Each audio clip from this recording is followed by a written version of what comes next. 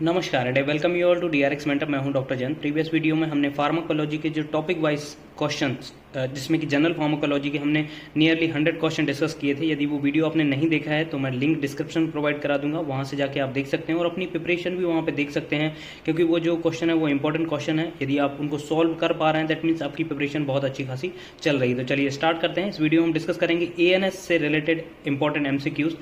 तो उससे पहले मैं आपसे एक क्वेश्चन पूछूंगा जो कि आरआरबी फार्मासिस्ट 2019 में आ चुका है। क्वेश्चन है capsid is present in. Capsid किस में प्रेजेंट होता है? Fungi, virus, bacteria, protozoa. इसका राइट आंसर आपको कमेंट करना है। तो चलिए स्टार्ट करते हैं। बट उससे पहले यदि आपने चैनल को सब्सक्राइब नहीं किया तो चैनल को सब्सक्राइब कर लीजिए और बेल आइकन को हिट कर लीजिए, सो दैट आपको फार्मा रिलेटेड जो भी इंपॉर्टेंट इन्फॉर्मेशन है, स्टडी रिलेटेड, जीपेट से भी रिलेटेड यदि आपको क्वेश्चन है, क्योंकि मैं ऑलरेडी जीपेट क्वालिफाई कर चुका हूँ, नाइपर क्वालिफाई किया हुआ है और फार्मासिस्ट में ऑलरेडी वर्क कर चुका हूँ। यदि आपको कोई डाउट है तो वो भी आप कमेंट करके पूछ सकते हैं।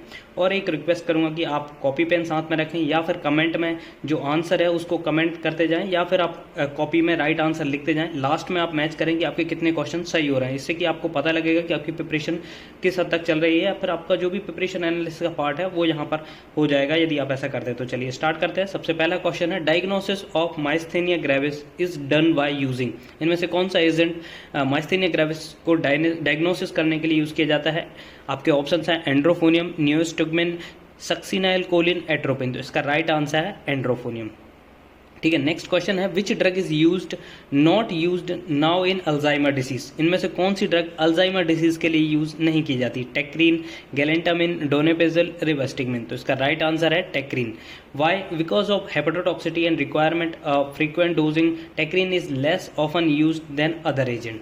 ठीक है, नेक्स्ट क्वेश्चन है ऑर्गेनोफॉस्फेट बाइंड टू। ऑर्गेनोफॉस्फेट इसमें से किससे बाइंड करता है? Anionic site of acetyl cholinesterase, esteric site of acetyl cholinesterase, acetyl choline से, या फिर नन ऑफ द ऑफ। इसका राइट आंसर है esteric site of acetyl choline. देखिए एसिटाइल कोलिन ईस्टरेज जो एंजाइम होता है उसमें दो साइट होती हैं, एक होती है एनाइनिक साइट, एक होती है ईस्टरिक साइट। तो जो acetyl choline esterase poisoning like organophosphorus compound होते हैं वो बाइंड करते हैं ईस्टरिक साइट से। तो ये आपको याद रखना है।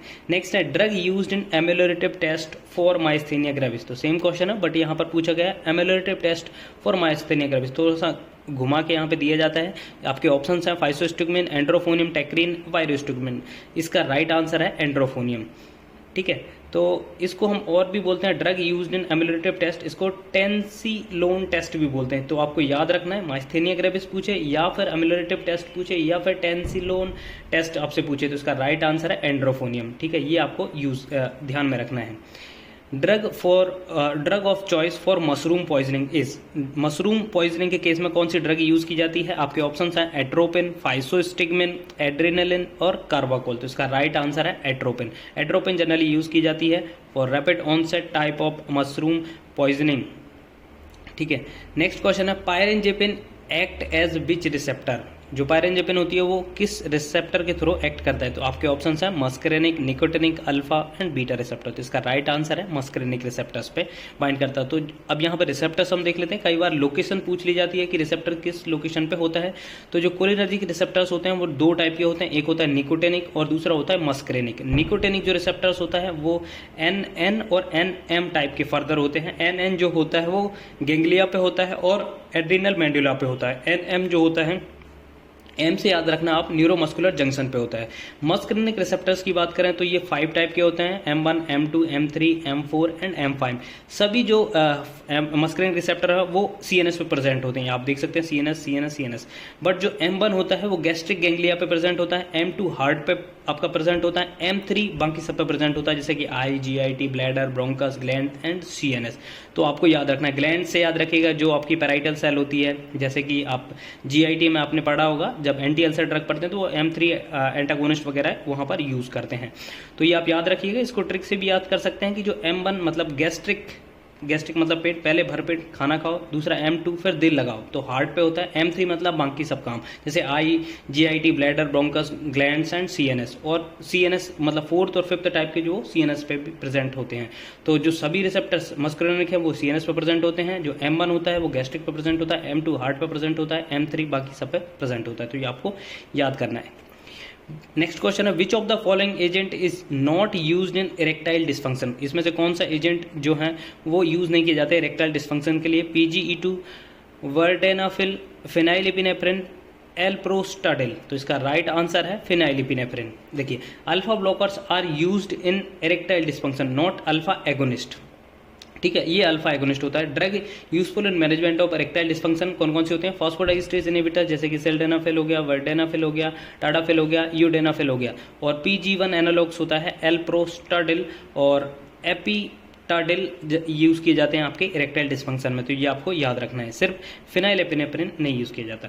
नेक्स्ट है which is not an endogenous catecholamine, तो इनमें से कौन सा एंडोजीनियस कैटेकोलामाइंस नहीं है? Dopamine, dobutamine, adrenaline, non adrenaline. तो इसका राइट आंसर है नॉन डोब्यूटामिन, क्योंकि जो आपके एंडोजीनियस होते हैं उनमें डोपामिन आता है, एड्रेनालिन आता है, नॉन एड्रेनालिन आता है, ये कि एंडोजीनियस कैटेकोलामाइंस होते हैं। और नॉन एंडोजीनियस मतलब जैसे कि जो हम सिंथेटिकली लेते हैं, आइसोप्रेनालिन होता है, डीपी फ्रीन होता है, डोब्यूटामाइन होता है, आइवोपामाइन होता है, डोपेक्सामाइन होता है, fenoldopam are the exogenous catecholamines. तो आपको याद रखना है ये सिंथेटिक होते हैं सबसे ज़्यादा। जैसे आप ये तीन याद कर लीजिए, डोपामिन, एड्रेनालिन, नॉन एड्रेनालिन, उसके बाद आपका सिंपल हो जाएगा, क्योंकि ये तीनों ही एंडोजीनियस होते हैं, बाकी एक्सोजीनियस होते हैं। Next half life of dobutamine, तो हाफ लाइफ कितना होता है डोब्यूटामाइन का? तो इसका ऑप्शंस है 120 सेकेंड, 200 सेकेंड, 20 सेकेंड, 20 मिनट। तो इसका राइट आंसर है 120 सेकेंड। इसका जो ड्यूरेशन ऑफ एक्शन होता है वो भी मिनिमम लेस देन 10 मिनट्स होता है। इसका पीक एक्शन होता है 1 to 10 minutes, onset of action 1 to 2 minutes होता है, और इसकी हाफ लाइफ होती है 2 मिनट। तो ये आपको याद रखना है, 2 मिनट मतलब 120 सेकंड। तो ये पूछा भी जा सकता है कि हाफ लाइफ ऑफ डोब्यूटामाइन कितनी होती है। डोब्यूटामाइन इज अ आइनोट्रोपिक ड्रग। अब आपको यहाँ के कमेंट करके बताना है कि आइनोट्रोपिक ड्रग मतलब क्या होता है। ठीक है, डिटेल आंसर करिएगा, जो भी आंसर कमेंट करेगा डिटेल में उसको पिन कर दूंगा, सो दैट जो भी अदर रिव्यूअर होंगे उनको भी हेल्पफुल होगा। नेक्स्ट है exogenous adrenaline is metabolised by. अब हमने पढ़े थे वहां पर एंडोजीनियस कैटेकोलामाइंस और एक्सोजीनियस कैटेकोलामाइंस। तो यहाँ पर पूछा है कि एक्सोजीनियस जो एड्रेनालिन है वो कौन से एंजाइम से मेटाबोलाइज होते हैं। आपके ऑप्शन है ACHE, कॉम्ट, डी कार्बोक्सिलेज और एसिटाइल ट्रांसफरेज। तो इसका राइट आंसर है कॉम्ट। ठीक है, androgenous adrenaline action is terminated mainly by reuptake, whereas exogenous आपके जो एंडोजीनियस होते हैं वो रीअपटेक होते हैं, जबकि एक्सोजीनियस जो होते हैं वो मेटाबोलाइज होते हैं कॉम्ट एंड माव के थ्रू। और कॉम्ट का फुल फॉर्म होता है कैटेकोल ओ मिथाइल ट्रांसफरेज, और माव होता है मोनोअमाइन ऑक्सीडेज। तो आपको याद रखना है जो एंडोजीनियस होते हैं वो आपके रीअपटेक हो जाते हैं, बट जो एक्सोजीनियस होते हैं वो आपके कॉम्ट और माव के थ्रू मेटाबोलाइज होते हैं। नेक्स्ट है methyl dopa act on which of the following receptors, इनमें से कौन से रिसेप्टर पर मिथाइल डोपा वर्क करता है? Alpha 2, alpha 1, beta 1 and D1। तो इसका राइट आंसर है अल्फा 2। यहाँ पर आप देख सकते हैं जो अल्फा 1 रिसेप्टर्स होते हैं, यहाँ पर हम अल्फा एड्रेनर्जिक ब्लॉकर अल्फा 1 होते हैं प्राजोसिन, टेराजोसिन, डॉक्साजोसिन, अल्फाजोसिन और टेम्सुलोसिन। अल्फा 2 सेलेक्टिव होता है यूहेम्बिन। तो आपको याद रखना है, ये पूछा जा चुका है अल्फा 2 सेलेक्टिव कौन सा होता है। ठीक है, नेक्स्ट क्वेश्चन है हाँ, यहाँ पर थोड़ा सा हम रिसेप्टर्स वाइज भी देख लेते हैं। जैसे हमने अभी पैरासिम्पैथेटिक में देखा तो सिंपैथेटिक कहाँ पे होते हैं? तो जो सिंपैथेटिक होते हैं वो अल्फा और बीटा टाइप के होते हैं। Alpha then further alpha 1 and alpha 2 type के होते हैं, और बीटा जो होता है बीटा 1, बीटा 2, बीटा 3 टाइप के होते हैं। तो जो अल्फा 1 में भी 2 टाइप के होते हैं, alpha 1A and alpha 1B/1D। तो जो अल्फा 1A होता है वो होता है प्रोस्टेटिक यूरेथ्रा आई पे होता है, और जो I1 और D होता है वो ब्लड वेसल्स पे होता है। तो ये B से याद रखिएगा आप, ये ब्लड वेसल्स पे होता है। ठीक है, अल्फा A जो होता है प्रोस्टेटिक यूरेथ्रा पे और आई पे प्रेजेंट होता है। अल्फा 2 जो होता है प्री साइनेप्टिक और पोस्ट साइनेप्टिक प्रेजेंट होता है। प्री साइनेप्टिक ठीक है act like brake to sympathetic system and postsynaptic blood vessels and brain पे होता है। जो बीटा होता है, बीटा 1 होता है आपका हार्ट पे, JG सेल पे होता है। बीटा 2 होता है ब्रोंकस, GIT, ब्लैडर, यूरेटस, लिवर, स्केलेटल मसल, स्प्लिंडल, ब्लड वेसल्स। और जो बीटा 3 होता है वो एडिपोज टिश्यू, कोरोनरी वेसल्स और यूरिनरी ब्लैडर पे प्रेजेंट होता है। तो ये आपको याद रखना है, सिंपल सा, ये लोकेशन वाइज भी कई बार पूछ लिया जाता है।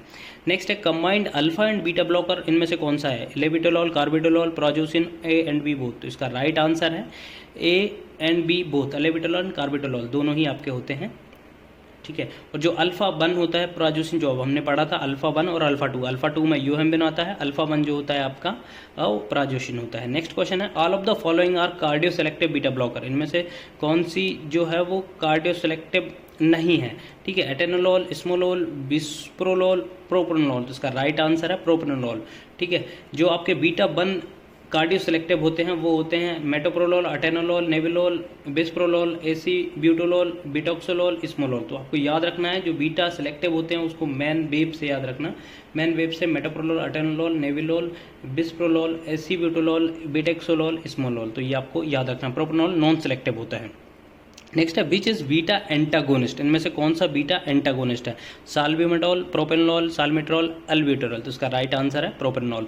ठीक है, जो आपका साल्ब्यूमेटॉल होता है इसे first selective short acting beta 2 agonist होता है, used as an alternative reliever in the treatment of asthma. जो प्रोपेनॉल होता है आपका non selective beta adrenergic receptor antagonist होता है। ठीक है, यहाँ पर क्या पूछा गया है? विच इज बीटा एंटागोनिस्ट, तो ये है प्रोपेनॉल। ठीक है, नेक्स्ट है salmeterol is a long acting beta 2 agonist. ये भी बीटा 2 एगोनिस्ट है, यूज किया जाता है सीओपीडी में। नेक्स्ट है अल्ब्यूटेरॉल, तो ये आपको याद रखना है। अल्ब्यूटेरॉल आल्सो नोन एज साल्ब्यूमेटॉल। ये दोनों एक ही नेम है, साल्ब्यूमेटॉल, अल्ब्यूटेरॉल। इसको सिनोनिम कह सकते हैं इसका। Albuterol is sold under the name of, ये आप याद रखिएगा। बाकी तो इसमें ये जनरली जो अस्थमा वगैरह होता है उसमें यूज़ किया जाता है साल्ब्यूमेटॉल और अल्ब्यूटेरॉल। तो आप याद रखना salbutamol is also known as albuterol. Next है कैटेकोलामाइन आर सिंथेसाइज फ्रॉम, कौन से अमाइनो एसिड से कैटेकोलामाइन सिंथेसाइज होता है? Alanine, glycine, cysteine and tyrosine. इसका राइट आंसर है टायरोसिन। यहाँ पर आप देख सकते हैं टायरोसिन आपका एल टायरोसिन, उससे भी पहले फिनाइलएलानिन है, फिर टायरोसिन है, टायरोसिन से डोपा बनता है, डोपा से डोपामिन, डोपामिन से नॉन एपिनेफ्रिन और फिर उससे बनता है एपिनेफ्रिन। तो यहाँ पर जो एंजाइम वर्क करता है ये भी कई बार पूछ लिया जाता है कि टायरोसिन से डोपा जो बनता है एल डोपा, वहाँ पर कौन सा एंजाइम वर्क करता है? तो वो है TH, that is tyrosine hydroxylase. फिर उसके बाद एक जो पूछा जा सकता है आपको DVH पूछा जा सकता है, डोपामिन बीटा हाइड्रोक्सिलेज। ये एंजाइम पूछा जा सकता है जो कि रिस्पॉन्सिबल होता है dopamine to non epinephrine conversion में। ठीक है, ये दो इंपॉर्टेंट हैं जो कि पूछे जा चुके हैं। मोस्ट इंपॉर्टेंट जो है वो टायरोसिन से डोपा बनने के लिए TH आपका एंजाइम रिस्पॉन्सिबल होता है। जो कैटेकोल रिंग होती है इसलिए इसको कैटेकोलामाइंस बोलते हैं। ये जो रिंग आप देख रहे हैं ये कैटेकोल रिंग होती है। ठीक है, जो OH प्लस आपका जो एक बेंजीन होता है उसको कैटेकोल रिंग बोलते हैं। नेक्स्ट क्वेश्चन है, आई थिंक आपके क्वेश्चन कंप्लीट। आई होप ये वीडियो आपको इन्फॉर्मेटिव लगा होगा। इन्फॉर्मेटिव लगा तो प्लीज़ चैनल को सब्सक्राइब करिए, वीडियो को लाइक करिए, शेयर करिए एंड कमेंट करिए। Thank you.